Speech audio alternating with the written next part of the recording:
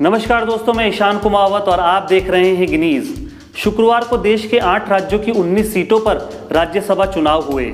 15 सीटों पर स्थिति देर शाम तक ही क्लियर हो गई, लेकिन गुजरात की 4 सीटों के परिणाम के लिए देर रात तक इंतजार करना पड़ा। दरअसल यहाँ की 4 सीटों पर 5 उम्मीदवार मैदान में थे, जिनमें से 3 भाजपा के और 2 कांग्रेस के थे। वैसे देखा जाए तो भाजपा के 2 और कांग्रेस के 1 कैंडिडेट की जीत तय मानी जा रही थी, लेकिन फक्चर फंसा उस एक सीट पर जहां दोनों बड़े दल आमने सामने हो गए। राज्यसभा चुनाव जीतने के लिए हर कैंडिडेट को 34 मई चाहिए थे। गुजरात में 182 विधानसभा सीट है, जहां वर्तमान में प्रभावी संख्या 172 थी। शुक्रवार को 170 ने मतदान किया, जिनमें से भाजपा के उम्मीदवार अभय भारद्वाज, रमीलाबेन बारा और नरहरि अमीन ने बाजी मारी। वहीं कांग्रेस से शक्ति सिंह गोहिल की ही जीत हो सकी। वहीं दूसरी तरफ भरत सिंह सोलंकी को हार का सामना करना पड़ा। वैसे देखा जाए तो बीटीपी के 2 विधायकों ने वोट नहीं डाला और जिसका असर नतीजों पर साफ देखा गया। गुजरात के नतीजे देर रात तक इसलिए आए क्योंकि दोनों पार्टियों के पास पूर्ण संख्या नहीं थी। कांग्रेस ने भाजपा के 2 मतों पर ऑब्जेक्शन भी उठाया और चुनाव आयोग से इसे निरस्त करने की मांग कर डाली, लेकिन आयोग ने आपत्ति खारिज करते हुए इस मामले को दिल्ली कार्यालय भेज दिया।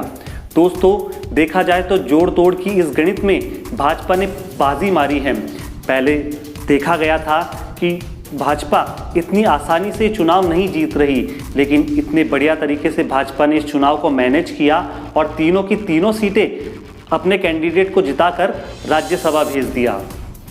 दूसरी तरफ राजस्थान में कांग्रेस ने आसानी से अपने दोनों उम्मीदवारों को राज्यसभा भेज दिया है। नीरज डांगी और केसी वेणुगोपाल को कांग्रेस विधायकों ने अपना समर्थन दिया। वहीं भाजपा के राजेंद्र गहलोत तीसरे राज्यसभा जाने वाले सदस्य बने।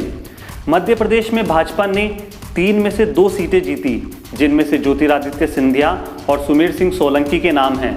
कांग्रेस के दिग्विजय सिंह राज्यसभा सांसद मनोनीत हुए। 10 राज्यों की 24 सीटों पर चुनाव संपन्न हो गए हैं। इससे पहले 5 सीटों पर निर्विरोध चुनाव संपन्न हो चुके थे। जहां एनडीए के पास पहले सांसदों का समर्थन था, वहीं इन 19 सीटों पर चुनाव के बाद स्थिति क्लियर हो गई है और अब उसके पास 104 सांसदों का समर्थन आ गया है। इससे पहले यूपीए के पास 63 सदस्य थे और अब 68 राज्यसभा सदस्य हो चुके हैं। राज्यसभा चुनाव के बाद अब पूरे देश में फिर से इलेक्शन मोड की तैयारी शुरू हो गई है। बिहार और पश्चिम बंगाल में होने वाले चुनाव पर सभी की नज़रें हैं। दोस्तों, चुनाव से संबंधी ये खबर आपको कैसी लगी? नीचे वीडियो को लाइक करके कमेंट करके हमें बताएं ज़रूर। वीडियो को यदि फेसबुक पर देख रहे हैं तो हमारे पेज को लाइक करें, फॉलो करें और यूट्यूब पर हैं तो चैनल सब्सक्राइब करना ना भूलें। शुक्रिया।